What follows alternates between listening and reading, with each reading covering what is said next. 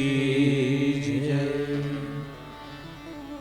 सद्गुरु भगवान की जय।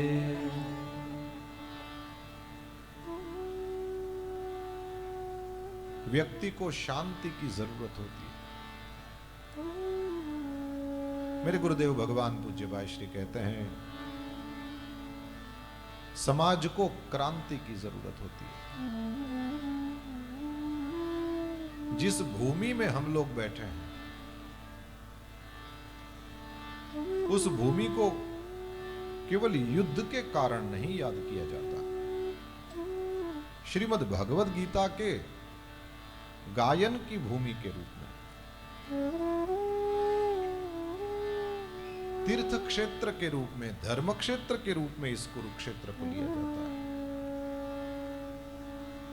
वामन पुराण, स्कंद पुराण प्रभृति कई पुराणों में इस क्षेत्र की महान महिमा बताई गई है।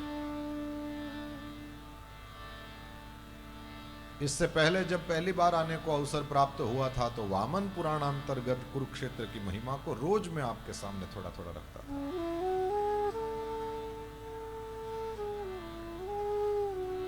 इस महान तीर्थ को कुरु राजा के नाम से भी जानते हैं, कुरु ऋषि के नाम से भी जानते हैं। इस स्थान में आने वाला व्यक्ति कहते हैं कि क्या भाग्य की बड़ाई करें। पुराणों ने कहा कि अपवित्रः पवित्रो वा सर्वावस्थाम गतोपि वा यह स्मरेत कुरुक्षेत्रम सबाह्याभ्यंतर शुचि। ये वामन पुराण का श्लोक, हम पुंडरीकाक्षम समझते हैं। इस श्लोक को रोज संध्या के समय अपने ऊपर जल छिड़कते हुए बोलते हैं।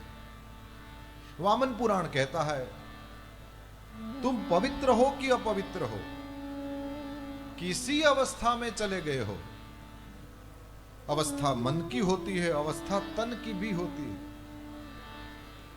किसी अवस्था में चले गए हो, जो मन से केवल कुरुक्षेत्र का स्मरण करता है, सबाह्याभ्यंतर शुचि, वो बाहर से अंदर से पवित्र हो जाता है।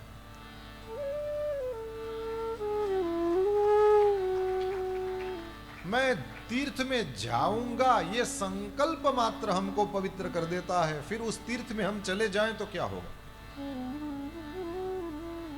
कई लोगों को लगता है, उसमें भी ज्यादा जो नजदीक रहते हैं उनको लगता है ऐसा क्या प्रभाव है इसमें। हमारे न मानने से वस्तु की अपनी जो स्वाभाविक शक्ति है उसमें कोई फर्क नहीं पड़ता। मैं जहर को जहर न मानूं और मैं कहूं मैं नहीं मानता ये जहर है, मैं तो खाऊंगा या पीऊंगा। कई टाइप के जहर होते हैं। या देखूंगा जहर, हाँ देखने वाला जहर भी होता है। सबके हाथ में मोबाइल फोन है ना, उसमें जहर है, देखने वाला जहर भी होता है। वो भी वही असर करता है जो पीने वाले को, खाने वाले को जो मारता है, वो भी वही करता है। मेरे न मानने से वस्तु की अपनी स्वाभाविक शक्ति, कोई शक्ति खो नहीं जाती, वो तो रहती है। मैं पानी पीऊं और मैं ये कहूं कि मैं पानी को नहीं मानता, इससे कोई फर्क नहीं पड़ता। पानी अपना काम करेगा, यदि पेट में गया आपकी प्यास बुझाएगा। जहां एयर कंडीशनर चल रहा हो वहां पर आप अंदर उस कमरे में घुस गए, उस वस्तु की स्वाभाविक शक्ति वहां पर ठंडक को फैला देने की है। आप वहां जाओगे, शीतलता का अनुभव करोगे। जहां हीटर लगा हो वहां जाओगे, गर्मी का अनुभव करोगे। पंखा चल रहा है, हवा का अनुभव करोगे। वो उन वस्तुओं की स्वाभाविक शक्ति है। ये सारी सामान्य शक्तियां हैं। जबकि तीर्थों में जाते हैं तो वहां पर बड़ी विशेष शक्ति काम करती है। एक तो हम में आप में अकल कितनी, फिर हम कितनी दूर की देख सकें। अरे कभी कभी तो एक ही घर में रहने वाले दो लोग एक दूसरे को नहीं देखते हो, नहीं जानते होते। ये पुराण जिन्होंने लिखे, इन ग्रंथों को हम आज भी सिर पर उठाते हैं, और हमारी आपकी अकल कितनी संत लोग अपने सिर पर उठाते हैं। इससे हमको समझना चाहिए कि जिनकी मेधा इतनी पवित्र है, वे लोग भी, वे ऐसे चरित्रवान लोग भी इन ग्रंथों को सिर पर उठाते हैं, तो इसमें कुछ बात है। वो ग्रंथ जिन्होंने लिखे, वे भगवान वेदव्यास की जो मेधा होगी, जो प्रज्ञा होगी, वो कितनी पवित्र होगी, जिनको हमने भगवान का अवतार माना। उन्होंने लिखा है ये। तुम पवित्र हो कि अपवित्र हो, तुम किसी अवस्था में चले गए हो, यदि तुम मन से संकल्प करते हो कि मैं कुरुक्षेत्र जाऊंगा, तुम अंदर बाहर से पवित्र हो जाते हो। मैं नहीं मानता, ये मैं नहीं मानता ने बड़ा आजकल उपद्रव कर रखा है। नहीं मानते मतलब अपने से बड़ों की नहीं मानते, अपने बुजुर्गों की नहीं मानते, अपने गुरुजनों की नहीं मानते, समाज में जो बड़े बूढ़े लोग हैं उनकी नहीं मानते, किसी की नहीं मानते। क्यों? अहंकार। कब तक? हमारे यहां गुजराती में कहावत है, हायरा नो वरे ए वायरा नो वरे ए हायरा वरे।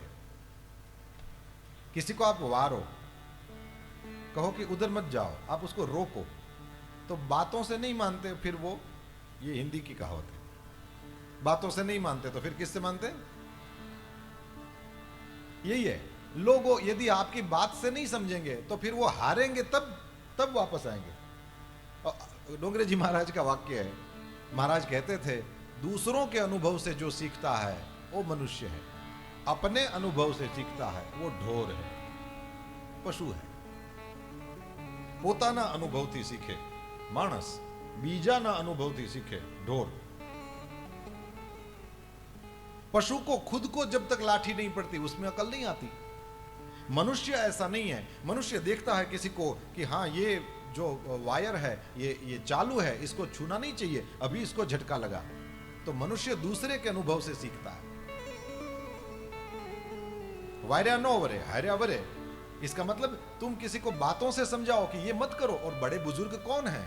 जिन्होंने हमसे पहले वही गलतियां करी हैं जो आज हम करना जा रहे हैं। और वृद्धानते ये नवदंती धर्मम, जो धर्म नहीं कहते वो वृद्ध नहीं है, इसलिए वृद्धों का काम है वे अपना धर्म बताते रहे। ये मत करो बेटा, ऐसा नहीं करना चाहिए, ऐसी जरूरतों को मत बढ़ाओ, इतनी ज्यादा जरूरतें तुमको और परेशान कर देंगी। जरूरतें कम रखो, बहुत सुखी रहोगे। जिनको रोज घर से बाहर निकलना ही पड़ता था, कोरोना ने उनको कैसा घरों में चिपका दिया था। कई लोग ऐसे थे, मेरे को घर से बाहर जाना ही पड़ता है, मैं घर में नहीं टिक सकता। अच्छा लो, अब ये देखो इसका क्या होता है तुम्हारा, क्या हुआ फिर? निकल पाए? जरूरतें जितनी कम, बेवजह आपका घूमना घामना जितना कम, बेवजह आपका पैसों का उपयोग करना जितना कम, बेवजह वस्तुओं का उपयोग आप कम करें तो बहुत सुखी रहते हैं प्रभु। इस बार तो एक जोक्स जैसा हो गया। हम लोग आ रहे थे तो वो सामान रखते हैं ना, ये प्लेन वाले आपसे सामान ले लेते हैं, तो फिर आपको उसको वजन के उसके कांटे के ऊपर रखना होता है आपको। तो वो उसके बाद उसमें फिर वो कागज चिपका देंगे कि ये आपका सामान है, वहां जाकर के आप ले लेना। तो जैसे ही मैंने एयरपोर्ट में वो सामान वहां उसके पास रखा, 7 किलो था, तो मेरे को कहती है एक ही है कि और कुछ है? तो मैंने कहा मेल ट्रैवलर। मैंने कहा पुरुष जा रहा है। तो वो भी मुस्कुराने लगी और उसने अपना वो कागज निकाल करके चिपका के मेरे को कहा चलो आगे चलो तुम। 7 किलो सामान था, मैं कथा के लिए आया था। ये हो सकता है, आपकी जरूरतें जितनी कम मेरे भगवान, ये सच में मानिए। हम लोग पाठशालाओं में पढ़े हैं, कोई उतनी ज्यादा सुविधाएं नहीं थी, पेड़ों के नीचे बैठ करके पढ़ते थे। उस समय से ऐसी ऐसी आदतें लग गई है कि उसके बाद जरूरतें बहुत कम हो गई। आपकी जरूरत जितनी कम होगी उतने आप सुखी रहोगे। तो बड़े बुजुर्ग क्या सिखाते हैं? जरूरतें कम रखो, जितनी जरूरतें कम होगी सुखी रहोगे। अपना क्या है, इतना अहंकार मानना ही नहीं। बड़े बूढ़े लोग क्या समझाते हैं, यहां से स्टेशन जाना है, ओके, तो 5:30 की गाड़ी है, तो 5:30 की ट्रेन के लिए कब जाना चाहिए? बुजुर्गों को पूछो भाई कब जाना चाहिए, बोले 5:30 की है ना तो तुम 4:45 तक तो पहुंच जाओ। किसी जवान आदमी को पूछो इतना जल्दी, ये पौना घंटा उधर जाकर करना क्या है, मक्खियां मारेंगे बैठे बैठे, मच्छर मारेंगे क्या। फिर बड़े बूढ़े लोग समझाते हैं देखो भैया चक्का बदलने का टाइम अपने हाथ में रखना चाहिए। किस किस को समझ में आ गया है ना। बड़े बुजुर्ग ये बोलते थे, मैंने किसी वृद्ध से ही सुना हुआ है, चक्का बदलने का टाइम अपने हाथ में रखो। यानी आपके व्हीकल का ये व्हील पंचर हुआ तो क्या करेगा, यदि 5:15 बजे घर से निकल रहेगा कि ये स्टेशन रहा कोई दूर तो है नहीं, निकलो कोई बात नहीं, अब यदि पंचर हुआ कहां जाएगा, गई गाड़ी तेरी। बुजुर्गों की बातें माने, वे धर्म कहते हैं। भगवान वेदव्यास हमारे बुजुर्ग हैं, उन्होंने कहा है, उन्होंने इन चीजों को लिखा है जिसको आज के हमारे पवित्र मेधावान संत भी अपने अपने मस्तक पर उनके लिखे हुए कागजों को उठाते हैं। वे स्वयं नहीं है, उनका लिखा उनकी कृति है, लेकिन इसको हम अपने मस्तक पर, और ये बड़े बड़े ध्यान देने जैसी परंपराएं हैं। क्यों मस्तक पर भागवत को उठाना, इसका सीधा मतलब है ये मेरा उत्तम अंग है। देखिए पूरे अंगों में ये नीचे से ऊपर उठाओ, ये उत्तम अंग, इससे बड़ा इससे ऊपर हमारा कोई अंग नहीं है, ये उत्तम अंग है। और यहाँ हमारा पूरा अस्तित्व पूर्ण हो जाता है, हम उसके भी ऊपर ग्रंथ को रखते हैं। यानी हम कहते हैं कि इस ज्ञान में ऐसा कुछ है जो मेरा पूरा अस्तित्व खत्म हो जाता है, उसके बाद तो ये शुरू होता है। हमारे बड़े बूढ़ों ने कहा हुआ, भगवान वेदव्यास ने कहा है, उनकी बातों से मान जाओ, नहीं तो फिर लातें तैयार ही खड़ी हैं। और आज का मनुष्य इन लातों को खा भी रहा है। इन बातों से मान जाओ, सत का संग करो, यही सत्संग। क्योंकि यदि सत के संग में मैं और आप रहेंगे तो असत हमारे पास नहीं आ पाएगा, मुश्किलें हमारे पास नहीं आ पाएंगी। हमने वृद्धों की बातें मानी होंगी तो हम तदनुसार कर्तव्य करेंगे। शर्मा साहब, मैं आपको कल याद कर रहा था, आपके पास शायद वो बात आ भी गई होगी, यदि नहीं आई हो तो फिर सुन लो। आप अभी बैठे हो इसलिए आपको बता दूं, ये मेला वेला लगाना, ये बच्चों को टॉफी दे करके वो होमवर्क के लिए तैयार करना है, इससे खींच कर आते हैं, फिर हम यहाँ लगे हुए हैं, हम मेहनत कर ही रहे हैं। सबके सब तो नहीं आएंगे, लेकिन 4 जने भी यदि उसमें से यहां आ गए तो अपना परिश्रम सफल। मेरे जैसे कई लोग गाते गाते चले गए भगवान के धाम में, हम लोग भी इसी तरह करेंगे और आगे वाले भी और आएंगे। नई नई खुशबू आती रहेगी इस अध्यात्म की बगिया में। और यहाँ बदले है माली, वही बाग है, इसी बगीचे को और सुगंधित करने का प्रयत्न करते रहेंगे। मेले को देखने के लिए आवें और फिर यहाँ भी देखने के लिए आवें कि चलो देखे तो सही है, सब क्या इतना ज्यादा खर्चा करके बैठे हैं। आएंगे तो फिर ठाकुर जी की जिम्मेवारी है कि देखो यहाँ तक आपके दर तक आ गया है, अब आप इसको संभालो। कल यही भाव आया था, मैंने कहा शर्मा जी ने ये कहा, मुझे अच्छा लगा और ये पीड़ा वास्तविक भी है। और फिर आपका भाग्योदय शब्द, इसी से हमने कथा को विराम दिया था, क्योंकि महात्म्य में अंत में यही श्लोक है, भाग्योदयेन बहुसन जन्म समर्जितेन, भाग्योदयेन बहुजन्म समर्जितेन सत्संगमं च लभते पुरुषो यदा वै। बड़े भाग्य की बात है, मनुष्य को सत्संग की प्राप्ति ये भाग्योदय से ही मिलती है। और फिर बहुजन्म समर्जितेन भाग्योदयेन, अनेक जन्मों के भाग्योदय मिल जाएं तब आप सत्संग में जाते हैं। सत का संग यही सत्संग है, बिना भगवान की कृपा के प्राप्त होता नहीं है। गोस्वामी जी कहते हैं, बिनु सत्संग विवेक न होई, बिनु सत्संग विवेक न होई, बिनु सत्संग विवेक न होई, बिनु सत्संग विवेक न होई।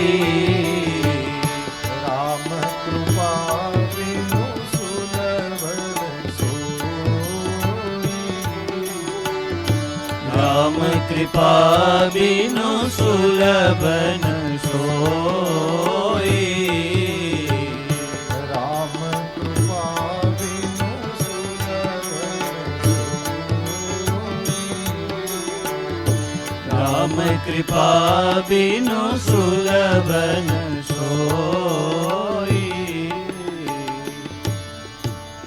विवेक नहीं तो मनुष्य नहीं, सत्संग नहीं तो विवेक नहीं,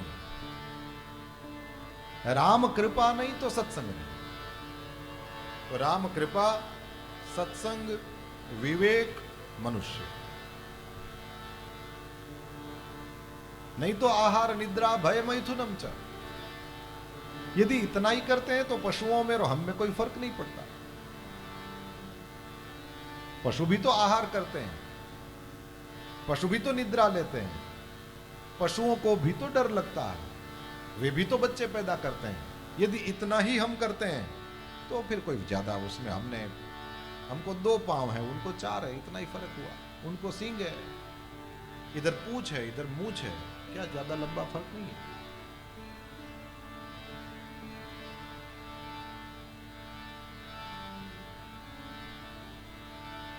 विवेक हो तो मनुष्य,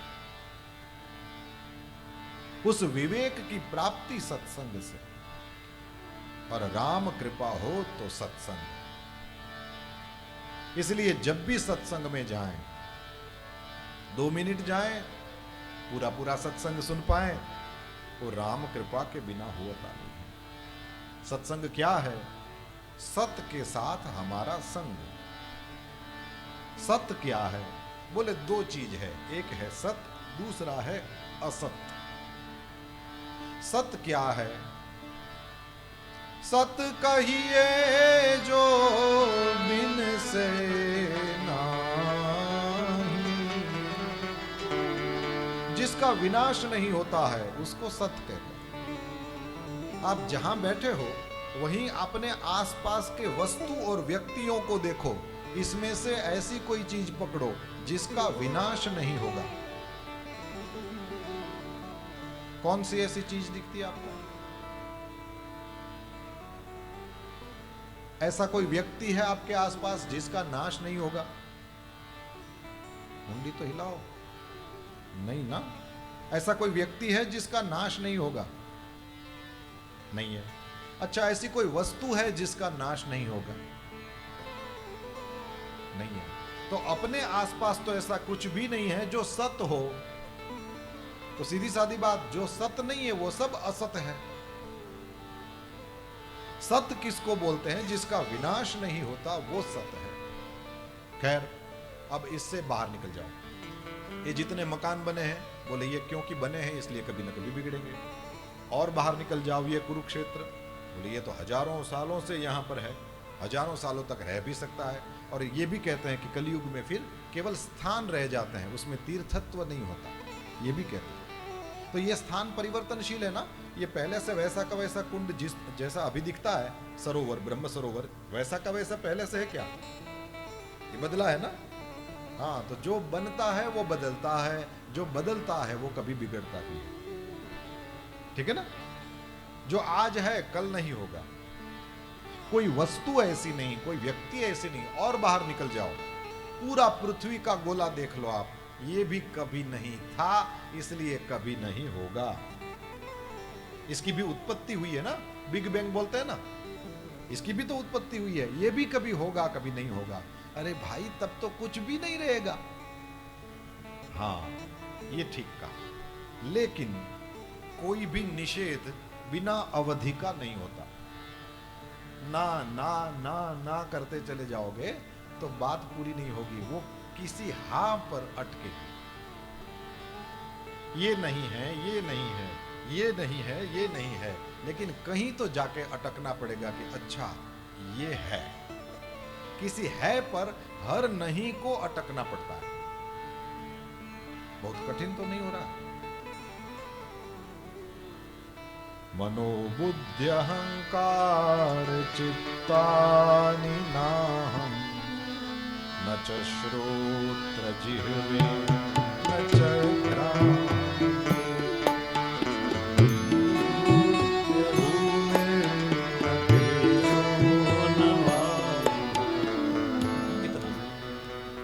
मन नहीं, मैं बुद्धि नहीं, मैं चित्त नहीं, मैं अहंकार नहीं, मैं पृथ्वी नहीं, मैं जल नहीं, मैं तेज नहीं, मैं आकाश नहीं, मैं हूं क्या? शंकराचार्य स्वामी कहते हैं चिदानंद रूपा शिवोहम शिव। ये हम सबका सुना हुआ है। यही दिखाता है कि निषेध की कोई अवधि होती है। मैं पाप नहीं हूं, मैं पुण्य नहीं हूं, मैं मां नहीं हूं, मैं बाप नहीं हूं, मैं बेटा नहीं हूं, मैं ये नहीं हूं, मैं वो नहीं हूं। सही है, ठीक है, मैं ये नहीं हूं, ये नहीं हूं, ये ठीक है, लेकिन वो नहीं नहीं नहीं किसी है पर अटकता है। ये है क्या? शिवोहम शिवोहम। निषेध की अवधि होती है। ये जो असत है इसकी अवधि है सत। तो सत कौन है? बोले जो न बनता है, न बिगड़ता है, न बदलता है। ऐसा तो कुछ नहीं है। हमने देखा नहीं है, ये ठीक है, ये ठीक है। ऐसा आपने देखा नहीं है, ये ठीक है।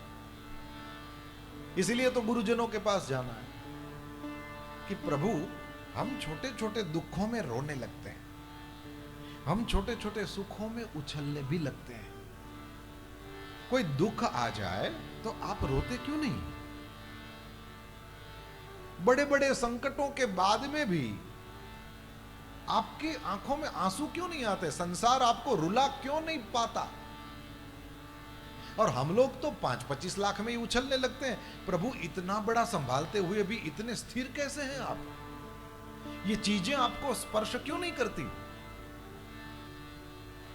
इसलिए तो गुरुजनों के चरणों में जाकर के बैठना होता है। ये सिखाएंगे सुख स्वप्न है, ज्यादा मत उछलो, सपना किसी का लंबा नहीं टिकता।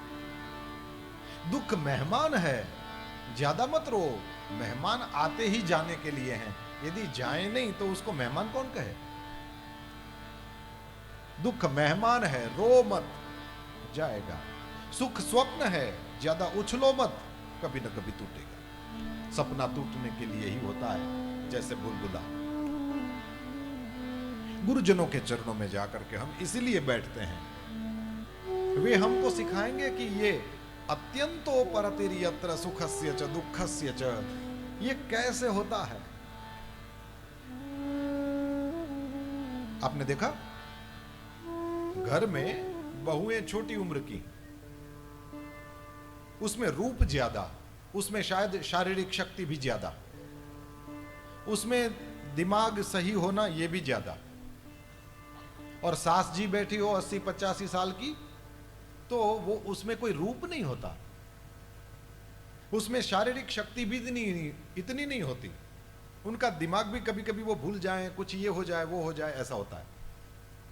लेकिन जब कोई बड़ा मेहमान आता है घर में, ससुर जी की उम्र का, तो उस समय फिर वो जो बहुएं हैं ना, जिनमें शक्ति ज्यादा है, जिनमें रूप ज्यादा है, जिनमें अकल भी ठिकाने हैं, वो भी शक पकाने लगती हैं कि अब इनके साथ कैसे व्यवहार करना है।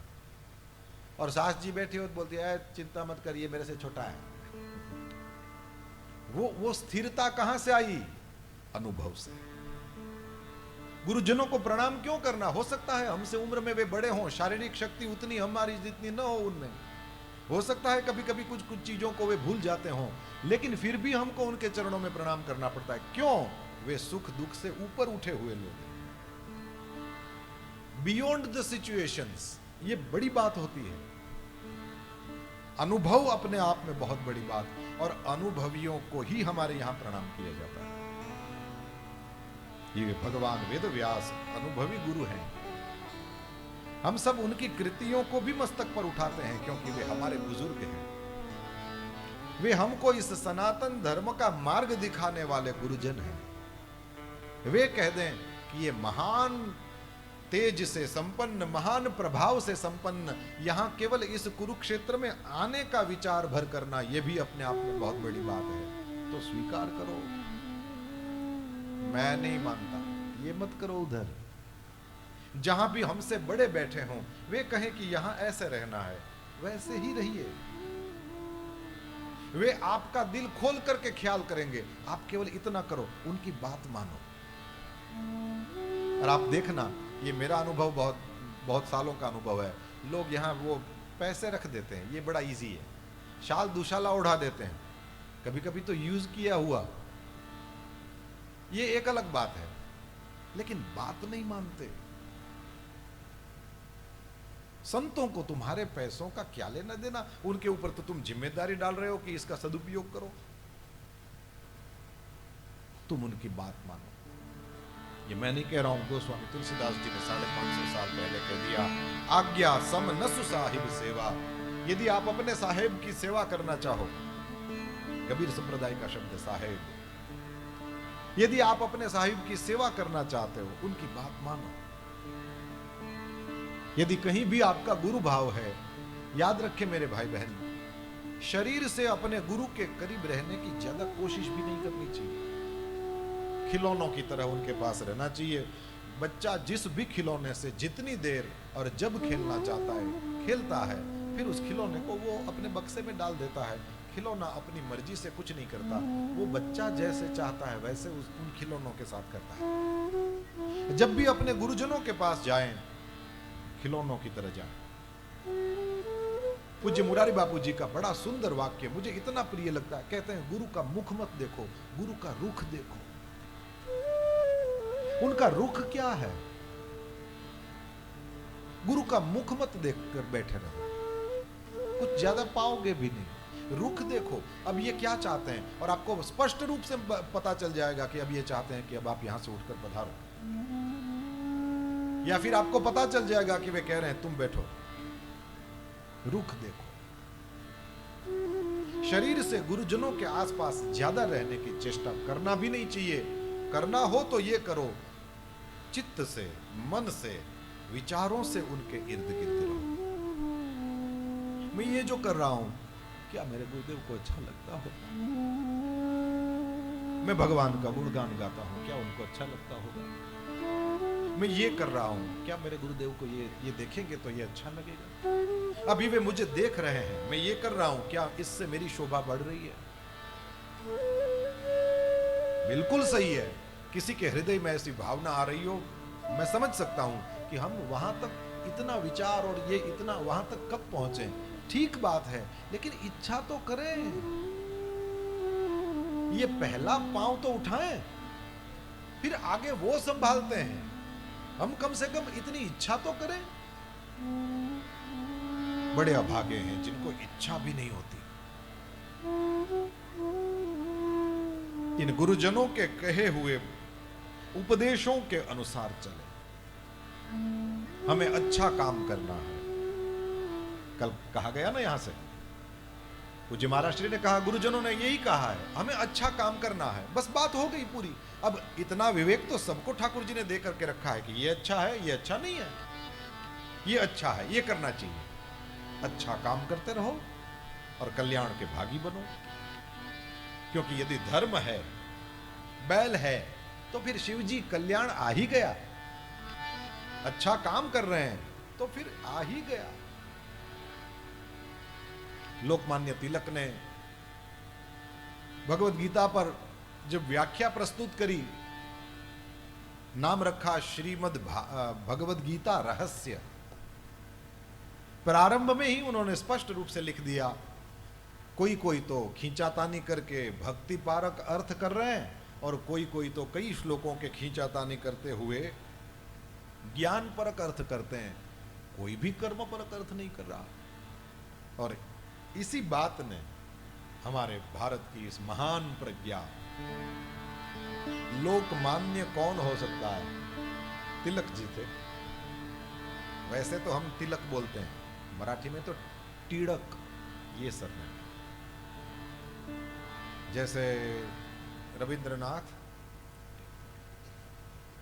टैगोर, वो ठाकुर थे, वो अपभ्रंश होते होते टैगोर हो गए।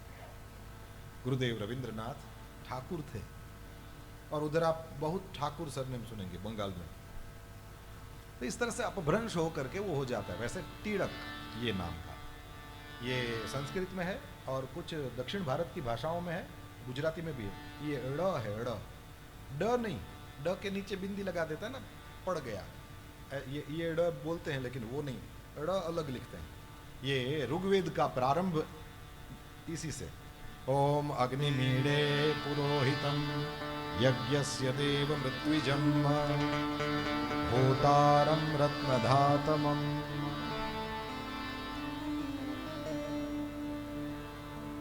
लोकमान्य तिलक जी ने कहा, कर्म परक अर्थ इसका क्यों प्रस्तुत किया नहीं जाता? तस्मादसक्तः सततम कार्यम कर्म समाचर, असक्तो ह्याचरन कर्म परम आपनोति पुरुषः। भगवान ने स्वयं ने कहा है, यदि असक्त होकर अपना काम करते रहोगे, अनासक्त होकर अपना कार्य करते रहोगे। गांधी जी ने श्रीमद् भगवद गीता की व्याख्या लिखी, उनको जिस श्लोक का जो अर्थ लगा उन्होंने प्रस्तुत किया है, वो छपी है पुस्तक। उस भगवद गीता को कहते हैं अनासक्ति योग। उन्होंने अपने पूरी भगवद गीता को एक नाम दिया है, यह है अनासक्ति योग, पढ़ने जैसा। फिर यही बात अनुभवी लोग बोलते हैं, पढ़ा करिए। इससे पहले वाली हमारी केंद्र सरकार ने बड़ा भगीरथ परिश्रम किया और गांधी जी ने जो कुछ लिखा सब कुछ इंटरनेट पे डाल दिया। हाँ जी, श्रीमान मनमोहन जी उस समय हमारे प्रधानमंत्री हुआ करते थे। पूरा गांधी साहित्य आपको इंटरनेट पे अवेलेबल है। उस समय की ये तो सब इतिहास वगैरह तो जानने को मिलेगा ही मिलेगा, लेकिन किन परिस्थितियों में उन्होंने सत्य का, किन परिस्थितियों में किस तरह से उन्होंने अहिंसा का मार्ग पकड़ करके रखा, ये बहुत सारी चीजें ऐसी होती हैं जो जानने जैसी होती हैं। कई लोग ऐसे हैं जो शौर्य में ही मानते हैं, कुछ ऐसे हैं जो केवल धैर्य में ही मानते हैं। गोस्वामी तुलसीदास जी ने स्पष्ट रूप से कह दिया, केवल शौर्य काम नहीं करता और केवल धैर्य काम नहीं करता। एक रथ पे पहिया नहीं चलता, एक पहिए पे रथ नहीं चलता, सौरज धीरज ते ही रथ चाका।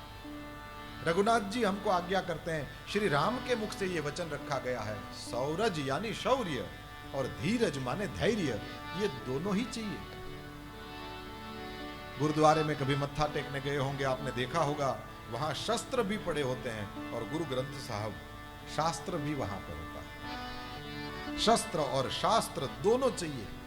शस्त्र ये है जो शौर्य का प्रतीक है, शास्त्र वो है जो धैर्य का प्रतीक है। केवल धैर्य भी कोई मतलब का नहीं है और केवल शौर्य भी काम नहीं करेगा। घर में आपको कभी शांति से काम लेना पड़ता है, कभी आंख भी दिखानी पड़ती है, तब जाके घर चलता है। जो जहां का मुखिया होगा उसको उन दोनों पहियों पे रथ को चलाना पड़ता है। इन महान हमारे जो संत हुए, उन्होंने हमको जो कहा, उन्होंने हमें, बुजुर्गों ने हमें जो विचार दिए, वो हमको सिखाते हैं आपके जीवन में ये दोनों चाहिए। बिना कर्म के नहीं चलता। तुम ज्ञानी हो जाओ उसके बाद भी कर्म की आवश्यकता है। तुम यदि भक्त बन जाते हो तो उसके बाद में भी तुम्हें कर्म तो करने ही पड़ते हैं। भागवत कथा सुनने के लिए आना था तो आपको अपने पैरों चल के आना पड़ा ना, ये चलना कर्म तो हुआ। आप सुन रहे हैं, अच्छी बात लगे मुस्कुरा रहे हैं, कभी कभी भगवान के विरह में आंख में आंसू आ जाते हैं, रोने लगते हैं लोग भागवत कथाओं में, हमने देखा है। तो ये सारे कर्म ही तो है। बैठे बैठे कथा सुन रहे हैं, ये कर्म ही है। इसलिए तो कृष्ण परमात्मा ने कहा, एक क्षण भी बिना कर्म किए रह नहीं सकते। कर्म बांधते नहीं हैं ज्ञानियों को, लेकिन करते तो वे भी हैं। कर्म करना तो पड़ेगा ना, खाना पीना, उठना बैठना, सोना, बात करना, ये सब तो सबको करना पड़ेगा। इसलिए कृष्ण परमात्मा ने कहा, माते संगोस्त्व कर्मणि, तुम्हारा अकर्म में भी, तुम्हारी आसक्ति अकर्म में भी न हो। तिलक जी ने बहुत अच्छे से भगवद गीता रहस्य बताया है। कई लोग कहते हैं प्रक्षिप्त है, महाभारत में गीता नहीं है, तो मूल महाभारत में नहीं है, बाद में रखी गई है। कुछ लोगों को तो ऐसे लगता है गोकुल वाले कृष्ण अलग और कंसादिकों को मारने वाले कृष्ण अलग, द्वारकाधीश कृष्ण कोई अलग थे और गीता गाने वाले कृष्ण बिल्कुल कोई अलग। ऐसा क्यों लगता है? बोले इतना ज्यादा मल्टी डायमेंशनल कैरेक्टर हो ही नहीं सकता। इतना ज्यादा, जैसे वो पासेदार हीरा हो जिसके कई प्रकार के उसके अलग अलग आयाम हो, ऐसा जैसा हीरा हो वैसे हैं श्री कृष्ण। इतने आयाम, प्रेमी देखो इनके जैसा, राजनीतिज्ञ देखो इनके जैसा, योद्धा देखो इनके जैसा, राजनीतिज्ञ के साथ साथ प्रेमी देखो इनके जैसा, ज्ञानी देखो इनके जैसा, माता पिता का बच्चा देखो इनके जैसा। कोई है? राधा रुक्मणी आदि का प्रेमी देखो, पति देखो इनके जैसा।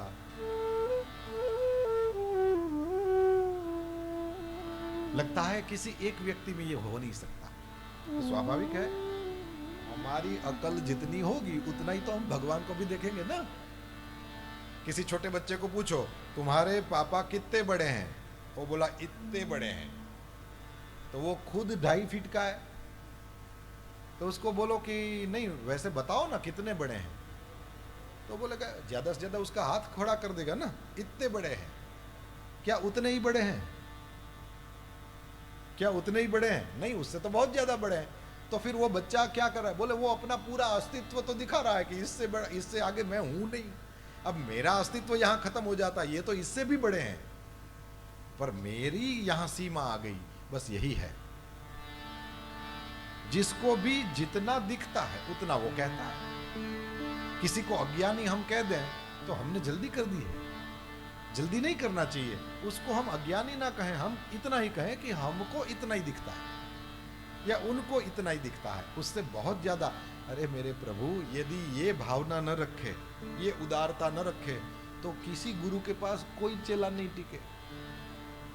क्योंकि गुरुजी की जो अवस्था है चेलों की होती है कभी, यदि उसको वे ना संभालें। क्योंकि गुरुजी जानते हैं ना कि वो इतना ही हाथ उठा देगा तब भी ये 2.5 फुट का ही है, इससे ज्यादा इसको दिखता नहीं है। इसको लगता है 5-25 लाख मिल गया तो बहुत बड़ी बात हो गई, अरे इससे बहुत ज्यादा सुख आगे का है। लेकिन ये इसका अस्तित्व यहीं खत्म हो जाता है, इसकी अकल की एक सीमा यहीं पर है। इसलिए गुरुजन बड़े उदार होकर के उसको अपनाते हैं, कहते हैं भैया ये भी सुख है लेकिन इसमें चिपकना मत, इससे आगे और बहुत कुछ है। ये संगीत बजाते हैं तो मैं कई बार कहता हूँ कि इसमें ये बजाने वालों को जब भी ऐसा हो जाए ना कि ओ हो हम तो हम हैं, समझ लो अब उसकी प्रगति वहीं अटक गई। अब इससे आगे वो जो साज है उसके सामने वो उसकी सरस्वती है, और वो सरस्वती उसको क्या नहीं दे सकती। लेकिन जिसको भी ये हो जाए कि ओ हो हम तो क्या हैं, बस समझ लो यहीं से अटक गए। सरस्वती भी सिर पेट लेती है कि अच्छा तेरे को हो गया कि तू तो उस्ताद बन गया, तो रख उतनी उस्तादी रख, क्या करे। और जिसको संतोष नहीं हो, उनको नींद नहीं आती, यदि नियम है आधा घंटा बजाना है, कैसे भी करके वो अपना काम करते ही रहता है, क्योंकि उनको इसमें संतोष नहीं। ये बात उदाहरण मैंने संगीत का दिया, यही साधन भजन का भी हो सकता है, यही उद्यम का भी हो सकता है। कर्म करने में भी इस तरह से कर सकते हैं, प्रगति करने में भी संतोष नहीं मानना, इसका मैसेज एक ये भी हो सकता है। तो तिलक जी कहते हैं भगवत गीता का किसी ने केवल ज्ञान परक अर्थ किया, किसी ने केवल भक्ति परक, इसका कर्म परक अर्थ भी होना चाहिए। और उनके कथन के अनुसार बिल्कुल फिट बैठता है, ये कर्म परक ही व्यवस्था है। प्रक्षिप्त प्रक्षिप्त कुछ नहीं है। ये भगवत गीता जो है श्रीमद् भागवत में, अपने श्री महाभारत में ही है, महाभारत का ही एक भाग है। विद्वान लोग दो तरह से देखते हैं, एक देखते हैं कि भाषा कैसी, यानी शब्दों के रूप में देखते हैं कि इसकी रचना में कैसे कैसे शब्दों को यूज किया है, और भगवत गीता और महाभारत को देखते हैं इसमें कैसे कैसे शब्द, इसमें कैसे कैसे, दोनों में बहुत जगह समानताएं हैं, ये दिखाते हैं। फिर कोई कोई ऐसे होते हैं जो अर्थों को पकड़ते हैं, तो अर्थों की दृष्टि से भी यदि देखें तो भी भगवत गीता बिल्कुल महाभारत में ही है, ये साबित किया। एक जगह तो उन्होंने लिखा है कि महाभारत में ही आदि पर्व में, शांति पर्व में, और आगे जाकर के अश्वमेध पर्व के अनुगीता पर्व में 7 बार, पूरे महाभारत में 7 बार भगवत गीता का उल्लेख है। गीता के अलावा भीष्म पर्व में जहां गीता, वो गीता जी के 18 अध्याय, उसके अलावा 7 बार उल्लेख है।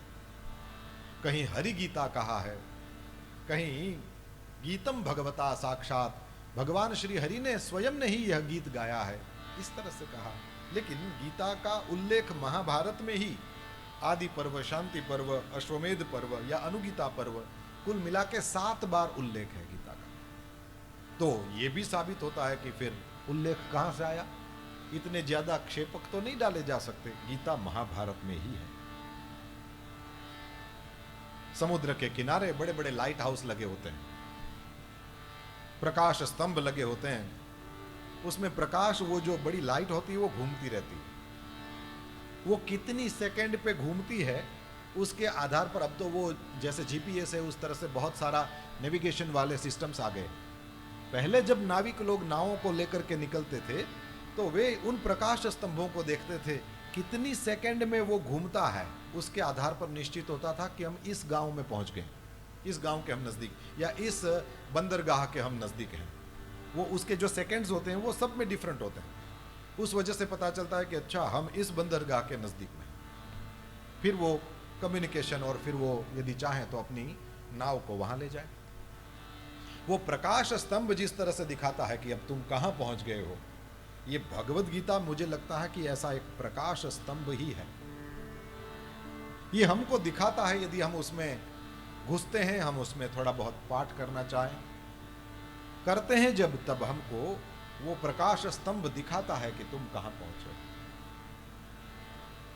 भगवत गीता की कर्मपरक व्याख्या आपके दिमाग में ज्यादा अच्छे से बैठती हो, आपकी वो प्रवृत्ति वाली उम्र हो, तो लोकमान्य तिलक के पास बैठिए। यदि भक्ति मार्गीय व्याख्या आपको अच्छी लगती हो, स्वामी राम सुखदास जी या विनोबा भावे की व्याख्या को पढ़िए। आपको भगवत गीता के भक्ति मार्गीय अर्थ एकदम जैसे हलवा उतर जाता है ना, ऐसे मुंह से चबाना नहीं पड़ता उसको, उस तरह से उतर जाते हैं अर्थ। मधुरता तो है ही है। और यदि ज्ञान परक अर्थ चाहो तो फिर चरणों में चले जाओ भगवान आदि शंकराचार्य के। आपने किसी ग्रंथ, पूरे ग्रंथ पर भाष्य लिखा हो, ये तो एक भगवत गीता है। शंकर भाष्य प्राप्त होता है, आपकी जैसी अवस्था, आपका जिस तरह से स्वभाव और आपकी जैसी प्रकृति, और जिस भी तरह से जल्दी उस परम तत्व का आपको बोध हो जाए, उस तरह से आप अपना रास्ता चुने। और फिर उसके बाद में आप उन महात्माओं के पास बैठ करके, ज्ञान मार्ग की बात हो तो भगवान आदि शंकराचार्य के पास, भक्ति मार्ग की बात हो तो पूज्य स्वामी राम सुखदास जी महाराज या विनोबा भावे के पास, और यदि कर्म की बात हो तो लोकमान्य तिलक जी के पास। इस तरह से इन महात्माओं के पास बैठ करके सुने, पहले अपना मार्ग चुने और फिर उनको सुने। कथा में क्या होता है, पहले यहां बैठ करके सुनो, फिर जो अच्छा लगे चुनो। लेकिन इसमें यह है कि पहले अपना मार्ग चुनो।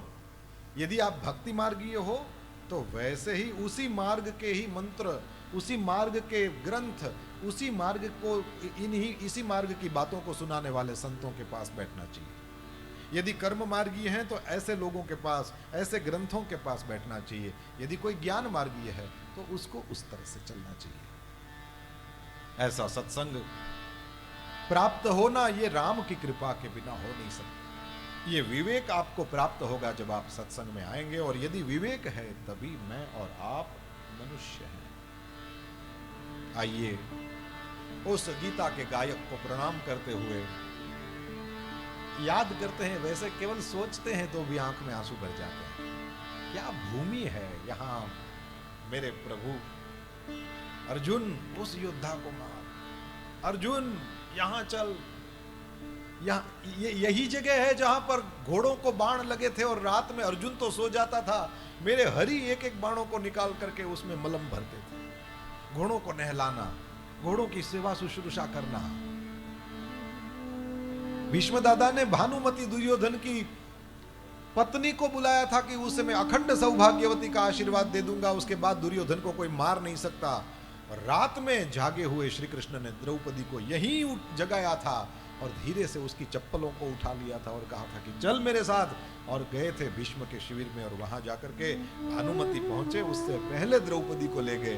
और जैसे ही द्रौपदी ने घूंघट निकाल करके भीष्म दादा को प्रणाम किया, भीष्म जी को क्या पता कि मैंने बुलाया है भानुमति को, और आ गई द्रौपदी। आशीर्वाद दे दिया, अखंड सौभाग्यवती भव। और फिर धीरे से वो घूंघट उठा के कहती है, दादा ध्यान रखना 5 में से किसी का बाल बांका नहीं हो।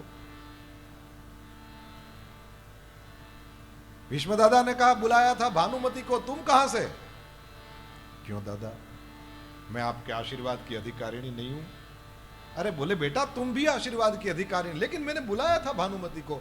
अच्छा ये बताओ कि तुम यहां आई कैसे? अब द्रौपदी फंसी। भीष्म दादा के पास कृष्ण लाए हैं ये बोलना नहीं था। ठाकुर जी ने मना किया था, बिल्कुल चुप रहना, मैं लाया हूं ये बताना मत।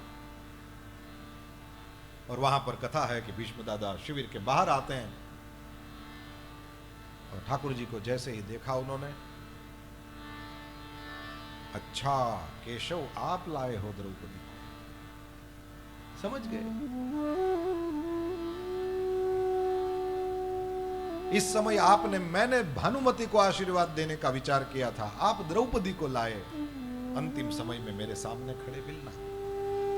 ठाकुर जी ने कहा वो मंजूर है।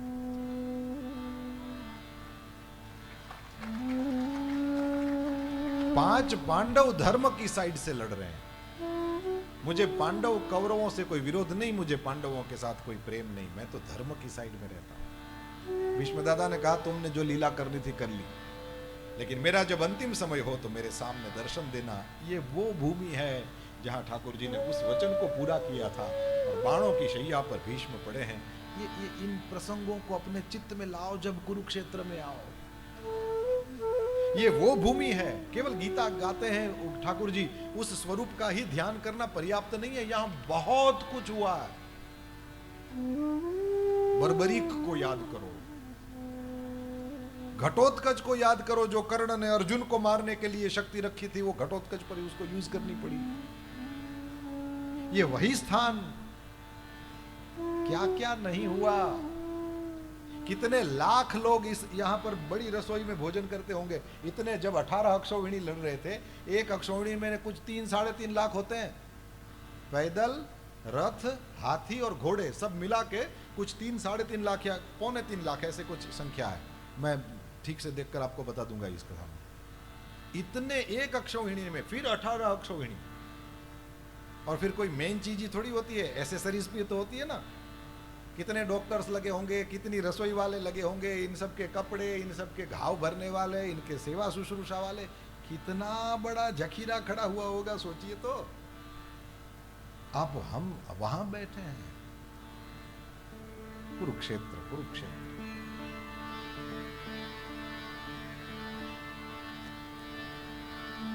हम लोग गलतियां करें और फिर उसके फल स्वरूप रोएं, इसी के लायक हैं। और ठाकुर जी हमारे कांधे पर हाथ रखे और हमको सत्य का प्रेम से बोध कराए, सखे अब समझा, सखे अब समझा। ये ठाकुर जी का ठाकुरपना ठीक लगता है। यदि हम नहीं रोएं और हम सब परमहंस बन जाएं, तो फिर उसकी दुकान कैसे चले? हम रोते हैं इसीलिए तो वो हमारे कांधे पर हाथ रख करके कह सकता है ना कि पार्थ, ये बातें तो तुम पंडितों जैसी बना रहे हो, और फिर अपना आचरण तो देखो, तुम क्या सोच करके बैठे हो। हम रोएं, ये जीव का जीवत्व ठीक है। ईश्वर हमारे कांधे पर हाथ रख करके सत्य का बोध कराए, इसमें ईश्वर का ईश्वरत्व ठीक है। ऐसे ही होना चाहिए। चेले भी गुरु बन जाए, फिर गुरु क्या करेंगे?